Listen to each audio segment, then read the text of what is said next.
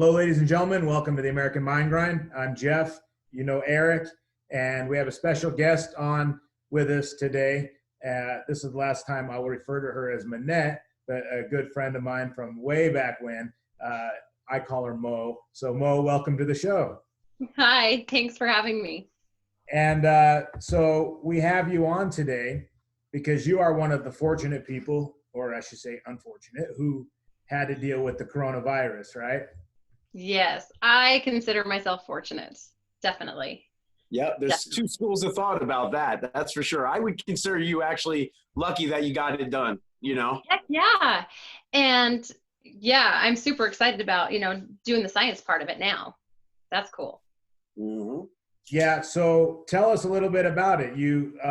So how did you know? Did you know right away that you had the coronavirus? Okay, so it was right before Easter. I had a horrible headache. And, I'm not one to get a lot of headaches. And so I had this horrible headache and I was like, I got to get into my chiropractor. I got to get adjusted. And of course, Friday went by and I didn't get adjusted. Went through the weekend and like Easter Sunday, seriously, my head, I couldn't even move my eyeballs. It hurt so bad. Wow. And so my poor girls, they just kind of had to fend for themselves on Easter. I'm just like, order takeout, just go pick it up. There was, plenty of curbside where you could go and grab something to eat and bring it home. So, and I just laid there with, my eyes closed. I couldn't even move my eyes, seriously. So, and then later that night, I lost my sense of smell. I wasn't hungry. I lost my sense of smell. And I was like, crap. So I went to work the next morning because, there's so many hearsays. Like you could have a headache. The main thing was a fever and the body aches, the flu-like symptoms. I didn't have that. So I went to work and we had our staff meeting and I was like, what is our protocol? What am I supposed to do if I feel like I am getting sick or if any of us get sick? And they're like, well, what are your symptoms? And I was like, I just got this crazy headache. So, and then I've lost my sense of smell and taste. And okay, so y'all, I am a big weenie when it comes to hot stuff. Pepper is too hot for me. Okay. And I was tasting Tabasco that morning. I liked it and nothing at all. Wow. Peppermint oil, like essential oils. I was like sniffing it. Peppermint is like, it burns. Nothing. Yep. It was all gone. So let's go back one second. You don't Okay. have a history of headaches whatsoever. I know that for a fact. Just Right, be clear no. on that. No Right, history no, of headaches. no. Yes, no, none. Never had a migraine. So I've had a migraine, but no pain with a migraine. I've had two, and I just lost my vision, like the halo vision, never any pain. So these headaches were pretty intense. Gotcha. And did you know that the loss of sense of smell was typically part of the protocol for COVID? not at that moment, because Right. there was still just a lot of hearsay. Gotcha. You could lose your sense of smell. And so I was, I was at work and some of these red flags, I'm starting to get a little anxious about it. And one of our patients had canceled a month prior to that particular day, that moment, because her mother had been diagnosed positive. She was a confirmed case. So I am like picking this girl's brain. I was like, what was your mom going through? What did she have? What was her symptoms? She goes, honestly, she had the worst headache. And I flipped. I'm on the phone texting with my girlfriend who works at the hospital. She's a nurse. And I was like, I think I've got a couple symptoms. And she asks me, and she goes, do you have a fever? And I said, no fever. And she goes, well, they're done testing for the day. The clinic is closed. Call in the morning. And I mean, I called the clinic that night, got right on the phone with a doctor. The doctor actually, they put me on hold there. They put me right through to a doctor. And she goes, just come in the morning. And she talked to me. She was the sweetest doctor. She talked to me for about a half an hour. And we just talked about symptoms, contact, things I've been doing. I've been sanitizing. I've been wearing a mask. I was that freak that would go to the grocery store and I just gone total, balls to the wall grocery shopping the day before. And, cause it felt like I was doing the walk of shame and I'm like in Costco and I'm like, oh my gosh, I feel like I am being judged for being out. So, I mean, seriously, the walk of shame in Costco. I'm So, sure. so I was like, I stocked up. And so anyway, so I'm on the phone with the doctor and she goes, come in the morning. I don't think you have it because you don't have a fever. Went into the doctor first thing in the morning and they tested me, which I'm going to tell y'all right now, it is the absolute stinking worst. It is horrible. Horrible. It is the most uncomfortable thing. So Yeah. I heard they shoved like a swab like all the way through your nose to the back of your brain is what I heard. So, okay. So what it is so some people get the Q-tip that's like a really long Q-tip. So it was like a really narrow plastic stick with like a fuzzy end on it. But mine was pliable, what they used on me. So I've seen the Q-tip, they shoved the Q-tip up my daughter's nose, and that thing doesn't bend. And I can't even imagine how horrible that was. But so at least my plastic thing was pliable, and they shoved that up there, and it has to go up into your cavity and clear back here. I mean, it is inserted like that far. And you're crying, you're bracing yourself, and everything's curbside, right? So you pull up to the clinic, they come out in their hazmat suits, essentially, and you just sit there at your window and they just shove it up your nose, they turn it, and then they take it out, and then they do it to the other side. And you're just like, oh, sweet Jesus, just and you know, and then it's over. But that 30 seconds is horrible. Yeah, but women have incredible, and it's horrible. Women have incredible pain thresholds. You've been through childbirth, so if you said it was painful, I believe you. And I would rather have babies. I'd rather have babies. I still haven't forgotten. It's a whole different kind of uncomfortableness. You know, you can't compare it, but it is just horribly uncomfortable. That's the best way to look at it. Eric, I think tomorrow, as a group field trip for the American Mindgrind, we should go get tested. What do you think? I think absolutely not, Jeff. I think I'm more scared of the discomfort of that than actually recovering from it. Yeah, what was worse, getting tested or the virus? Oh, getting tested. Great question. Oh, no way. Yeah. Hands down, getting tested was horrible. So then, So then you find out, how long before they told you had it? So let's rewind just a second. So I'm at the doctor. They do the chest x-rays. They take my temperature. And he goes, I don't think you have it. You don't have the symptoms. And I was like, okay. So he goes, your chest x-rays look good. Everything's clear. And I wasn't having shortness of breath. I have worse breathing now as like an aftermath of it. Residual. I feel tired. I feel tired like just running up the stairs. I'm just like, whew, I got to catch my breath. I'm really tired. And my 18-year-old daughter is the same way. We're both so pathetic. She'll come upstairs, she's like, I'm really tired now. and the other daughter, she's Macy. She's just like, oh my gosh, you guys are such weenies. So the doc even said, I don't think you have it. You don't have a fever. Seriously, it wasn't 24 hours later. The health department is calling. No.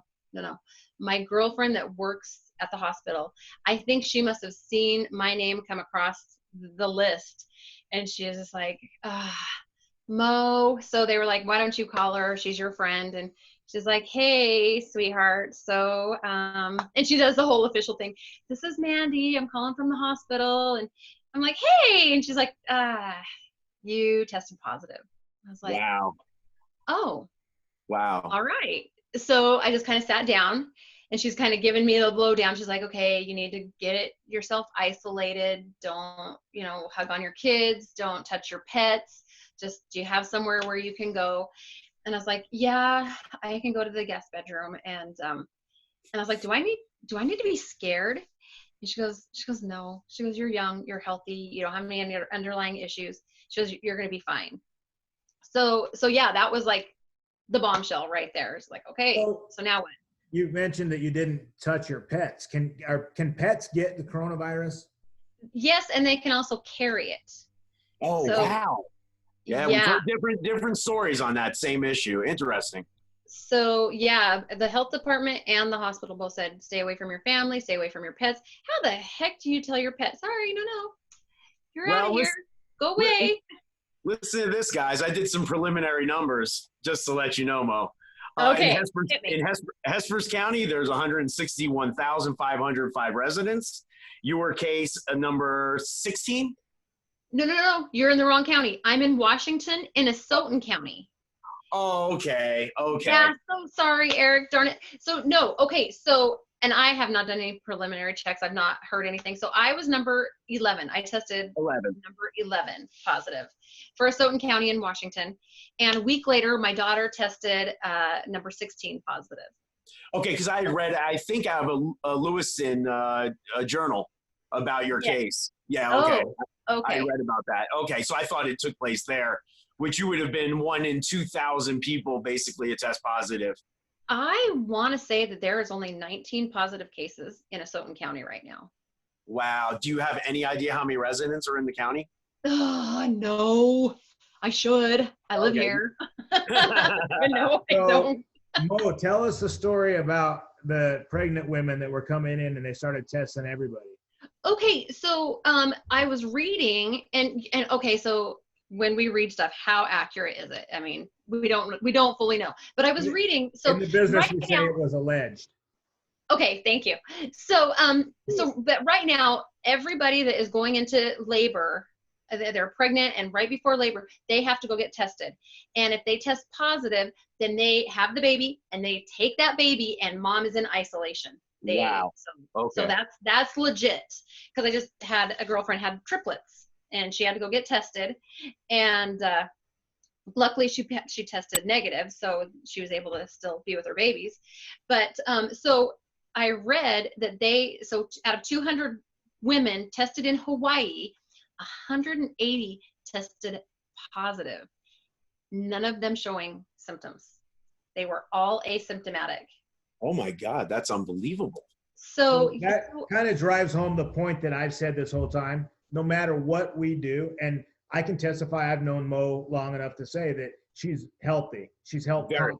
She runs like a deer, like crazy. But she's healthy. Her body, her lungs, and I've said that no matter what we do, we cannot avoid this. It is here. It is everywhere. And we're not going to be able to lock ourselves in our houses and think that we never have to face it head on. So having that been said, I mean, look at the people. That's just crazy in Hawaii about the story that you just said. So, right. And you said that you were washing your hands and doing due diligence and you still got it. I think, so none of those people had symptoms. I think a lot of us probably have had it when the cold, we thought it was just a cold or flu coming around. I know a lot of people that were sick in November, December, January, and they probably had it. The chances are, as contagious as this thing is and that it's everywhere, they probably had it. But it hasn't been here that long. It only came over here to the United States in what, February, March? Allegedly. Allegedly. I'll tell you, just to throw it in there, my father-in-law, he had pneumonia in November. He spiked temperature, had terrible headaches. He was in the hospital for almost a week.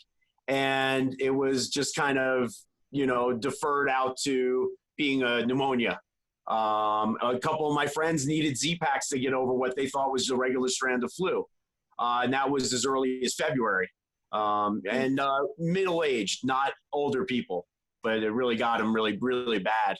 So you got the diagnosis, and then what happened at that point? What do you do? So let's rewind just another second. So at the doctor's office, he's like, I don't think you have it. I'm going to prescribe you something for your headaches. I think you're having some sinus issues. You can't smell and you're having headaches. I think you got a sinus infection. But he's pressing on my face, on all those sinus areas. And he's like, does this hurt? Does this hurt? Does this hurt? I'm like, no. Well, there's a sinus cavity behind your nose. I think that's where it's at. So he prescribed me all these things. And I'm just like, I'm not taking crap that you don't know that I have this. I'm not going to go and put all this crap in my body because I might have a sinus infection.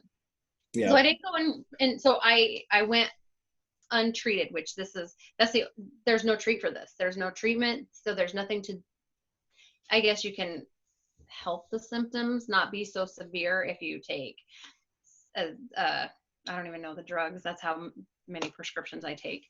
But yeah, they did prescribe. Well, I don't even know what that was. Anyway, but yeah, so I didn't take. Chloroquine? What's that? Hydrochloroquine? Did they? No. It was I take Advil. So no, it started with a Z. It's like stuff for colds to help your sinuses. Zyrtec or something like that? Maybe something like that. I don't Okay. remember. So anyway, so the next day I talked to my girlfriend, and she told me I was positive, and so I just kind of called my employers and was like, so I tested positive, and they're like, okay, well, we got your back. Don't worry, just stay home, get healthy. And I stayed home. I isolated forever. And so I was allowed to go and retest 72 hours after I was symptom free. And we knew I was better. I was on my way back to work and life was good. I was going to call this gal and I was going to tell my happy story about my experience with COVID-19. And I got the test results back, and I am freaking positive still. Wow. I am symptom free for however long it took it to run its course, plus 72 hours, and I am still testing positive. And okay, so they tested. So in this time frame, my daughter gets sick. She starts running a fever. She starts getting crazy headaches. So we get her in there. We get her tested. It took about 48 hours for them to call. And I don't know if I just got a special in at the health department. I don't know, but they are on the phone with me. Just, the lead guy at the health department, his daughter and my daughter play volleyball together. So yeah, so I don't know if it's just the fact that he knows me. So we get these quick updates. So she comes back positive. And so now the health department is saying, I'm trying to get the green light to have everybody in your house tested. They're not showing symptoms. Maybe they're asymptomatic, but testing positive. So a couple days later, that goes by, and the rest of my household gets tested. They come back negative. And so crazy. So I was going somewhere with that. Well, let me rewind for a second. Okay. Riley compounded to the fact that she's a senior in high school and did not go to prom. She did not go to graduation, has now tested positive for COVID-19 to boot. Yes. Well, let me just say I would like to send my very best to you and your entire family. And her specifically, I know how difficult that is. My wife's an educator, and it's been unbelievable. So I just wanted to throw that in there. Well, thank you. Because it has, and she is such a sweetheart. She's got such a sweet spirit. She just takes it in stride. She's, just does her homework. And then the health department's like, don't let that get out. You're making your COVID-19 daughter do homework. It's like, that's how bad this is. Yeah, she's doing her homework. She's not that sick. It's embarrassing to say. She's not going to die. What's that? It's like, she's not going to die. She still has to do her homework. Right. Seriously, she's still going to graduate. But he goes, wow, you're a slave driver. And I was just like, it's embarrassing to say that we're sick because we aren't. We're not sick. We have a headache. So people are like, we're glad you're on the mend. We're glad you're not dying. We're glad that you're getting healthy. I'm like, we've been healthy. We had a headache. So the health department investigation team from Spokane has been on the phone with us. Seriously. Yeah. Every day, the health department on the phone. So the investigation team, they're like, so they are more running statistics. They're asking how old I am. Do I smoke? Do I exercise? Am I in good shape? Do I drink alcohol? All these things. And they found it they're like, that's really weird that your daughter experienced the same symptoms as you. And I was like, yeah. We've not met anybody else that has had this. So where I got it from, we don't know. Supposedly the Life Care Center. But can you actually say that? Can you say, yeah, it was the Life Care Center? No way to pinpoint it. Absolutely not. No.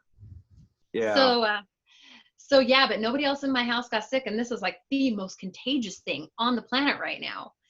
And, but 2 people in my house didn't get it. None of my coworkers got it. And they're touching the same computer that I touch. They're touching the same telephone that I touch. Yeah. And they didn't get it. Isn't that weird? I mean, Did I you was just spike in temperature, Phoenix. Mo? I was Oh, in, sorry. What? I was just asking, you did not spike temperature initially, right? Not that I'm aware of. If I did, it was so low grade that I didn't notice. Yeah, because they say I'm about cold all 80, the time, so.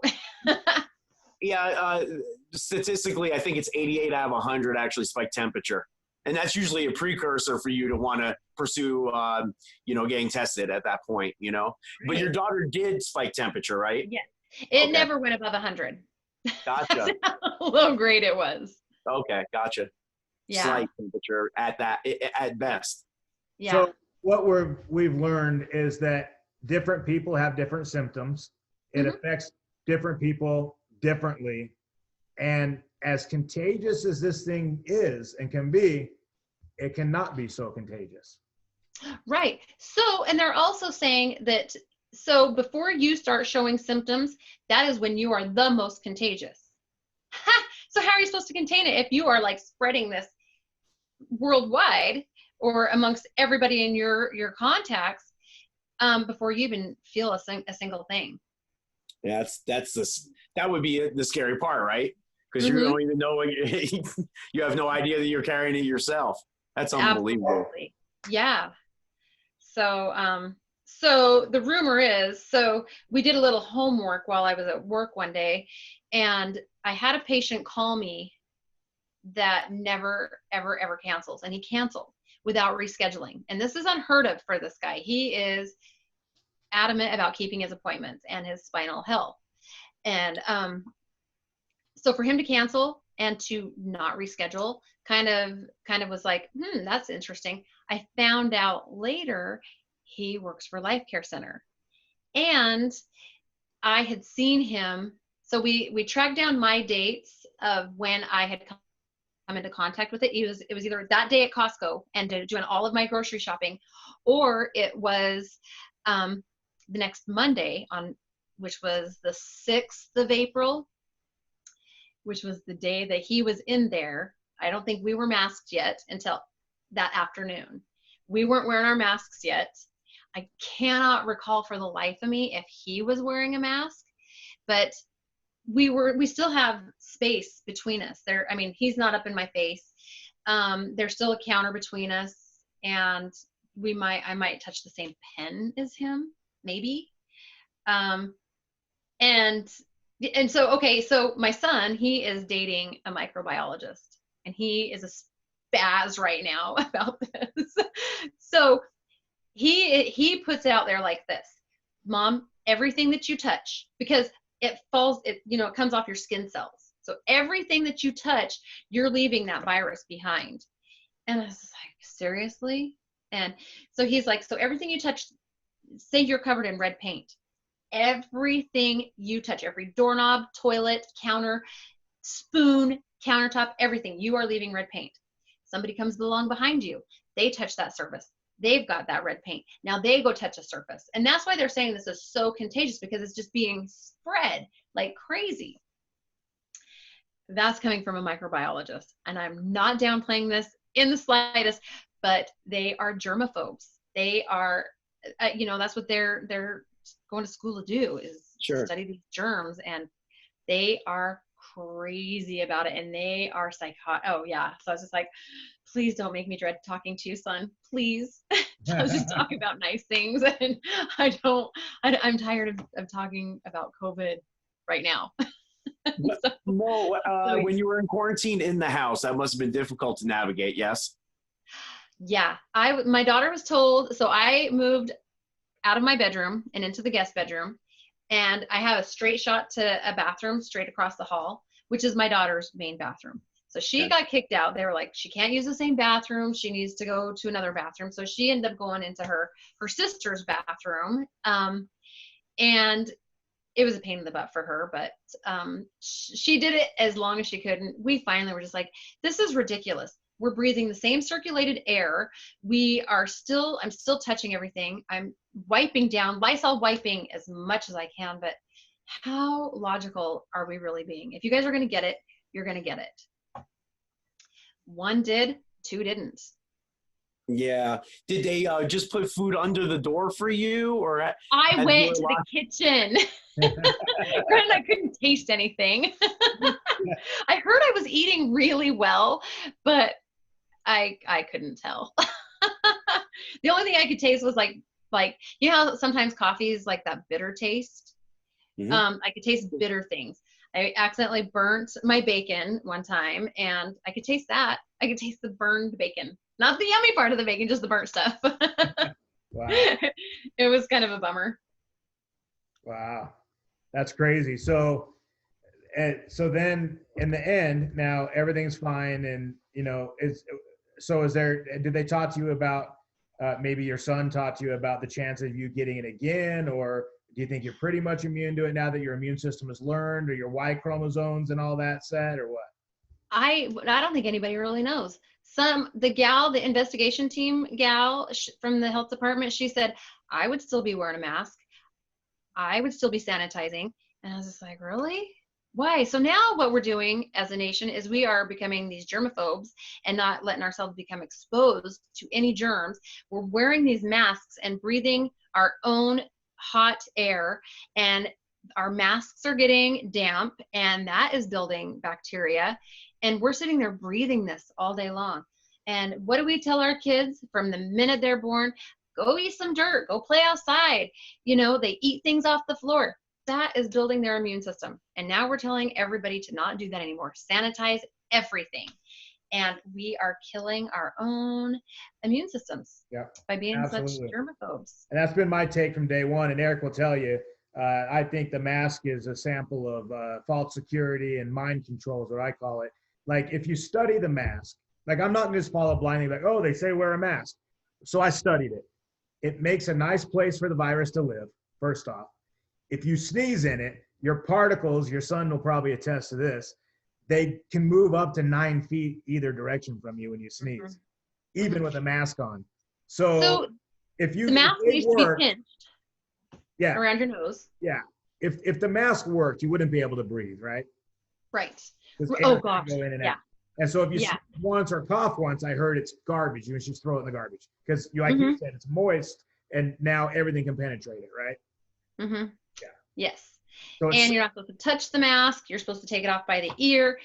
And so every time you touch that mask, you're compromising yourself and everything that you touch from there on out. So for the mask to work, it has to be sealed all the way around. Yes. So N95s are really the only thing. Then they say, well, if you wear a mask, people that are confirmed positive, they're the only ones that really need to wear a mask. Well, so we should treat everybody like they have it. So everybody is wearing a mask so that they're not spreading it. But nobody knows. Nobody knows anything. Every time they come down with one answer, the next day it's changed. That is what I've learned through all this. So my last set of tests, so I'm still positive, right? So I have to go in 7 days after the last set of tests I did that came back positive. I have to go back 7 days later and I can retest. And you have to do 2 within 24 hours of each other, because you have to have 2 negative test results to return back to work in the healthcare field. They recommend it. That's what the CDC recommends. So I go back 7 days later, get my second, third, it depends on how you look at it. So this is my second round of retests. So this is test number 5 at this point. And one gal, she does it properly. She shoves that thing clear up there. I'm falling like a baby. and the next day I go in, and this gal just barely goes up there. I mean, I didn't even have time to brace myself, and she was done. And I was just like, that's going to come back negative. You didn't get up that far enough. You didn't get it up there. So I knew it was going to be negative. So I get the phone call that, and it took about a week for it to come back. So I'm waiting at home to go to get some kind of phone call. Every test has come back like within 24 hours, 48 tops. This is coming back like 72 hours later, 4 days later, 5 days later. And I'm just like, what the heck? And so anyway, I'm waiting. And in the process of me waiting to get the test result back, the health department calls and says, so the CDC has changed their guidelines. And you can test positive up to 6 weeks after you are symptom free. Wow. 6 weeks. So I'm just like, so they're saying, so the last time I'd gotten tested, I'm positive. They're like, you're still contagious. You need to go home, isolate again. So now this particular week, I'm waiting for my test results, and they're like, no, you're not contagious anymore. You can go back to work, even though I haven't got my test results back. It's like, so what changed in this 1 week, 7 days, that I was so contagious last week because I was still testing positive, and now all of a sudden I'm not contagious anymore. Yeah, there's one for you. What was the total amount of time that you were in quarantine in the house? Strict quarantine. Yeah, strict quarantine. Strict quarantine was, I don't even know. Honestly, it all ran together. We were here forever. So I was out of work for 3.5 weeks. Did you read books? Did you watch stuff on TV? What did you do to occupy this time? I spent a lot of money online. I bought a lot of stupid crap. Half that crap still hasn't come because it's coming from China. No, yeah, of course. Everything does. Yeah. So I did. What's that? Yeah, we got to stop that. We got to bring everything back to the United States, made in USA. Amen. So have you guys heard? So there are Facebook fact busters now. Have y'all heard about that? No. So apparently there are fact busters. So, and if you are not being factual, your post gets pulled down. I haven't seen it firsthand. I'm just reading about it. And so I said, so if that's the case, I feel like we also need to have everything that we are shopping for in big bold print, where it is made and where it is being shipped from, because we need to keep our stuff local. We need to shop small and stay home and respect our communities. Oh, couldn't be agreed more. Everything should be done in-house. We've been saying that from the very beginning, Jeff. Yeah. At the beginning, it was pharmaceuticals. It came to light that 90% of most of our routine pharmaceuticals come from China. And that fundamentally doesn't make sense to me. So it would be nice to keep our jobs in-house going forward. We have the technology to do it right here. So why are we, because we get it cheaper from over there. And if China was culpable at all in regards to being the first one and not accurately reporting the severity of it, then the best way to cripple them is not to buy their goods and services. Right. Yeah, 100%. And so I promised Mo we wouldn't get too political on this, but you do see the picture of the American flag and the guy holding his head. We are going to force people to think on this show. So the one thing I'm going to challenge is, with all the states opening up and going back to business, we know that Georgia opened and Florida opened very early in this process. They are seeing a decline in coronavirus cases. So I was just in Phoenix in Arizona over the weekend, and they're back to business as normal, and they're not really social distancing. I mean, the girl at the cafe had the mask on, but she had it down here where she could talk like around her chin, not doing any good. And so first off, my question is, how come those people aren't dying, dropping dead everywhere? How come we're not seeing a huge increase with all these people? If you look at the pictures in Florida on the beaches, I mean, they are everywhere. In Phoenix, people were crawling all over each other. They're not social distancing. So, and then especially after talking to you, and I have another friend, Mo, I was telling you earlier, that got over this no problem at all either. And but then there's the stories of the people that are severe, that are, I mean, there's people that they say are dying. I hear allegedly they fudge the deaths in states because they get paid by the government depending on how many deaths they have. So they're, if somebody, I like the meme on Facebook that the person's jumping out of the plane and they're like, this person whose parachute did not open died of coronavirus. Like $36,000. Yeah, six. Ring the register. Cha-ching. We got another one. And then, of course, I read that 50% of the deaths are coming from the homes, of course, you know, the nursing homes, which is Right. but it's a petri dish of breeding grounds for viruses. But then I look at the our map of the United States, and it tells us what states are Democrat and what states are Republican. And then I look at the map next to it that shows me the states that have opened and then the states that, of course, are slow to open. Somebody want to explain to me why they match exactly Democrat, Republican versus states that are quick to open and states that were slow to open? The Democratic states are just dragging their feet and they almost don't want to open. Isn't that crazy? Mm-hmm. It is crazy. And Predictable. I think more predictable. That would have been predictable to me. Right. Because what's makes happening? sense. The Sure. election, right? Yeah, and then of course, Jeff, we've got here in town, you know, the phases are coming up for the hotels. So that's going to be a multi-layer, many different variables for them to get back up in the business. They're going to have to do some occupancy reductions and so on and so forth. It's real complicated in Vegas. You know, when you're running a hotel, you're running a small city. So they're going to be coming up on some logistical issues as we go. And since there's no protocol for COVID, you know, and there's no history to how to, you know, I mean, we know little things, but we think we know. But like Mo said, we're not quite sure if that's accurate anyway. We'll see how it all rolls out in the next couple of weeks. But I suspect by the middle of June, Jeff, Vegas is going to make an attempt to get back open. That's my prediction. And a lot of that makes sense, but tell me why the small businesses have to suffer. I mean, in my opinion, from what I've seen, is these governors, once they got the power, and they love that power, they shut down, because if they can stay shut down till November for the election, they know, we all know, that the Democrats, the young Democrats, you know, the ones that make all the noise on Facebook, those Democrats have the big bark, but they don't vote. They're too lazy. They'd rather stay home and play video games. They never make it to the polls. So having that been said, wouldn't it be awesome if they could vote from home and just mail in a ballot because it was too dangerous to go stand in line to vote? We'll see how that all plays out. I don't think they have any chance whatsoever in November to make any. There's no scenario where I see that Joe Biden will be the 46th president of the United States.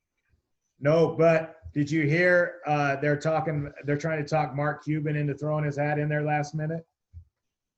Are you allowed to at this point? I asked you that a couple of weeks ago. We talked about that. Is it too late? Remember, I said Michelle Obama would be kind of a cool candidate. She'd get a good chance of it.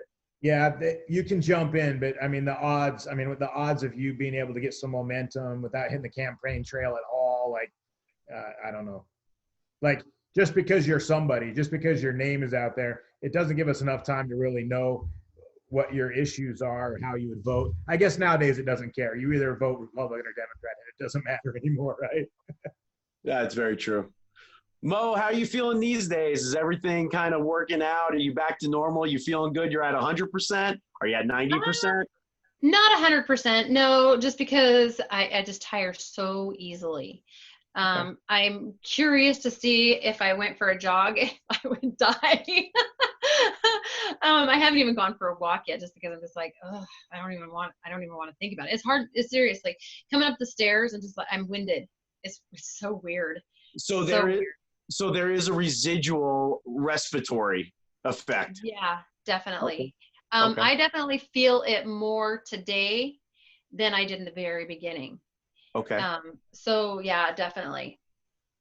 And we've been friends for many years, and I know how active you are. So that must be difficult for you to kind of be sitting around. I know you want to get out there, right? It's been kind of nice because, I ran a series of Spartan races last year, and they kind of beat my body up. So I took the winter off and wasn't very active. And, and I chalk some of it up to that too. I'm like, ooh, am I that out of shape? And, or is it the COVID, because I really haven't been very active, just kind of been letting my body heal. Those Spartan races they can be pretty brutal. So, and training for them. So it's kind of nice. We can certainly say that an active lifestyle, which is clearly the way you live your life, might have had a bit of advantage to be able to fight off an infection like this or an illness like that. And good diet, I'd been sugar-free for a long time. And I can't say that now. I was just trying to feed anything that I could taste. And so, yeah, now I'm trying to kick that addiction, which sucks. I'll tell you right now. They say sugar is more addicting than cocaine is what I heard. Oh, trust me, I'm on day two of no sugar. I'm just like, okay, one more day. And I'm just doing it day by day. And yeah, drug dealers don't keep drugs, or not drug dealers, drug addicts don't keep drugs in the house. So I'm trying to clean everything out of the cupboards, and that's kind of hard to do with 2 teenagers in the house. I don't know if that's true. Eric, you keep drugs in the house? All the time. I call that medicine, Jeff. Oh, medicine. Yeah, correct. Right. Dr. Feelgood. Yeah, Dr. Feelgood. That's right. So what meds? I mean, did you pretty much stay off of the meds most of the time, or what? I didn't take any meds. Zero. I took Excedrin when the headache was absolutely unbearable. I don't take medications for anything ever. It's got to be pretty severe for me to take an Advil. So and of course, once I heard that ibuprofen was bad for this virus, I hid it just in case somebody was in contact with the virus and we didn't know that we had it, that we didn't take it just to because it was there. So I made sure that the Tylenol, the acetaminophen was more handy. And that's even what the doctor said. Stay away from ibuprofen, acetaminophen, Tylenol is fine, which I was taking Excedrin, and those would kind of, make the headache a little less severe, but it was definitely still there. But yeah, that was the only thing I took. And that was worst case scenario when you couldn't even move your eyeballs. Just took some Excedrin and it would help a little bit. So that makes I'm sorry, Mo, do you get the flu shot every year routinely? Never. I haven't gotten the flu shot since I lived in Boise, and I got it 1 year because my boss made me, and I swore I'd never do it again. So Eric, I think you read my mind there, because I was going to say, having that been said, so I watched somebody like you. You look great. You sound good. You can't hear anything in your chest or anything crazy. Right. No, never had a cough, nothing. You haven't coughed once since we've been on here. You feel it a little when you run up the stairs. That's it. You didn't take any medicine.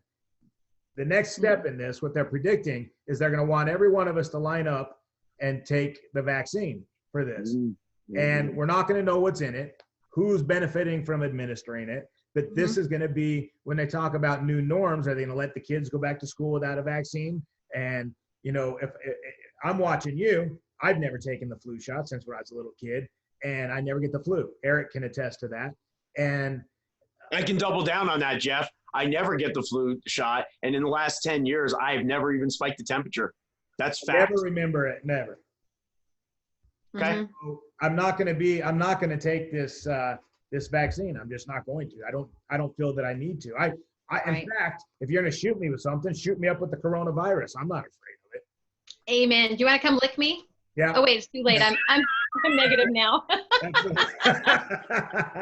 That's a pretty long distance. I'll start driving now. So before we stop our conversation, I definitely have to ask you, what's your thoughts on antibodies? Do you know anything about it? Did they contact you in regards to that? So that's funny that you asked that, because just today I was on the phone, on the website. So we have a blood bank here that sorry, brain's just not quite working. I religiously donate blood. And so I have already been on the phone with them on their website. So I can't call our local blood bank. I have to go through the blood bank. It's called Vitalent. It's out of Arizona. So I registered to donate my plasma and for the antibody tests. And so now Arizona has my my paperwork. They will get a hold of Spokane, who will get a hold of Lewiston. This is like 3 different states.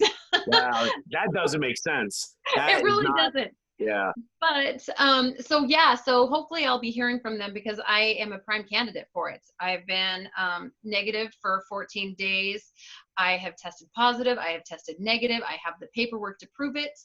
And so so I believe if I read the material right, they have to get in touch with me before the 28 days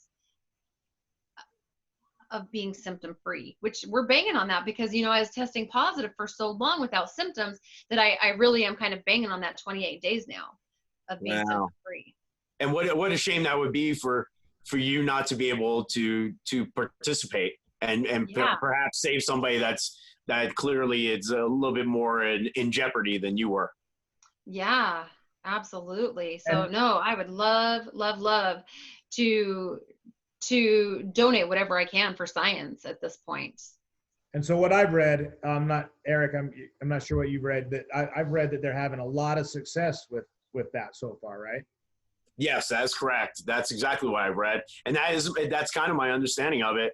It's a frontline defense, and in severe cases can be a game changer in many ways. So I hope they take advantage of the fact that Mo is a willing participant and that somebody could benefit from that. And for her to slip out of the protocol term and not be utilized would be a real sad. Yeah, it's a shame. It's just a shame. Yep. If they can make us get tests for the COVID virus, why can't they make us, or if they can make us take a vaccine, why can't they make us that have tested positive, now test negative, why can't they make us donate our plasma? Yeah. There's a heck of a lot more survivors than there are deaths. Yes. Heck of a lot more. So there is a ton of research to be done. In fact, and a lot of people that they could use. In fact, it's under 1%. There's the 1% death. So, yeah. I mean, we gave up our freedom, our liberties, what this Constitution was made for, this country was built on, for something that has a death of less than 1%. Right. Less than the flu. And then my next question is, what happened to the flu? Where's the numbers on the flu? They're all turning into COVID. Yeah, they're all COVID. Doctors are being bullied into saying yep. that this is a COVID case. Even if it's not, they're being bullied into saying that they have to say COVID. Yeah. And then they try to make it public, and like you said, it gets taken down on Facebook or on their YouTube channel, and they're not letting them speak. If it's positive news, man, they don't want to hear it. They're getting paid. Their states are getting paid for the deaths, and they want to jump it up. CNN's ratings were worse than SpongeBob SquarePants when this whole thing came along, and all of a sudden everybody's glued to the TV. So of course they don't want it to go away. They're not going to tell you what they don't want you to know. They'll tell you what they want you to know, and then they're going to twist it and force their opinion. But remember that about the news, guys. They're not going to tell you everything, because if you knew everything, you wouldn't be scared. Right. I was really shocked that the media actually reached out to me needing like a silver lining case. They're needing some kind of hope to put out there. And so I was kind of surprised, but I was so excited to do it because it's all doom and gloom. It is all doom and gloom. That's all you hear about is just the death toll. Did you do, Mo, did you do both newspaper, internet? Did you do broadcast? All I did was the newspaper article. They reached out to me in a roundabout way. So, and then I don't know if you guys saw my post on Facebook, was just reaching out saying, hey, y'all, thanks for the love and support. I didn't go into a lot of detail. I was just really wanting to just, say, hey, my tribe has been amazing through all this. And so, but gosh, my Facebook page, I don't even know how many people posted the newspaper article on my timeline, which I thought was hilarious because I did the interview. But it was super sweet. And, out of all of it, I had one bad feedback. There was a lot of people, I had no idea. And, it was kind of scary because working in a clinic, they have to respect my privacy. They have to protect HIPAA says So if Yep. they said, hey, our clinic has been hit with the COVID virus and one of our employees is out, they're going to come in. We are a small practice in small town Washington, and they're going to be like, oh, Mo's gone. Mo has the COVID virus. So, I just took some personal days is what they said. So, that, are they being deceitful? Is the doctors that I'm working for saying, oh my gosh, they're trying to cover this up. They've had COVID in the clinic and they're not telling us, and they're trying to cover this up. And so just one person was, throwing that in our face. And the doc's like, this is Mo's story. Mo is the only one in the world that can share this story because it's none of our business unless she wants to share it. I went to my boss. It's like, hey, the Tribune wants me to tell my story. I would love to tell a positive story. And he's just like, do it. And that's also his way of saying, we aren't trying to cover anything up. We are putting it out there. You guys now know that we were directly hit by the COVID virus. And look we're still standing. Nobody else got sick. None of our patients. We did not become the epicenter for this valley. And Full so it was, yeah, but it was a risky move by far. And, before I told the doc, I was like, before you say, yes, I can do this, you need to know there could be some backlash. He's like, sure. I know, and we'll do this. And he goes, you know what? And I would not change after the argument with that patient that came in saying, and, and she had some underlying things, she's been hit by this because she works for a daycare and she's small business, and, it affects everybody. It's not just the ones that get sick. There's not a person on this planet that I believe has not been affected by this. We're out of work. We are isolated at home, where people are committing suicide because they're out of work. They are getting sick. They have to homeschool their children. They have to stand in line at the grocery store. Who isn't affected by this? That's right. As big or little, we are all affected by this. And I'm so grateful for my health. I'm so grateful for my tribe. And this has been fun. Thanks for having me, guys. Oh, and I'm glad I love sharing the positive story. Yes. Yeah. And I'm glad you're okay. I was, when I was scrolling through and I saw it, I had to stop and look twice. I thought, no way. Are you kidding me? Not Mo. I'd also say it's nice that you had the support of certainly your family, but also your employer. And they were in your corner from the very beginning, and that in itself is just a nice thing to share with us. And thank you so much. I'm so glad. Well, not under the conditions or the circumstances, but it's always good to talk to you. Oh, you too. You too. This has been fun. Yeah. Well, thanks for being here with us, Mo. And ladies and gentlemen, if you like the show, make sure you like it, subscribe to the channel, comment, and we want to keep the conversation going. Of course, we'll tag Mo in it. So if you have any questions or whatever, I'm sure she'll be happy to chime in. Absolutely. Let's keep it positive though, okay? All positive, yeah. It's all about. Negative people get blocked. And real quick, I blocked a few people, and I'm not big at blocking people because I'm a big boy, I can take it. But I blocked people and I told them, not for your political opinion, because your negativity. I don't care what your opinion is, just don't be negative about it. Yeah, anyway, we don't have to be mean. Amen. Thanks for watching the Mind Grind, guys. We'll see you next week. Thanks, Mo. Bye, guys. Be good. Thank you.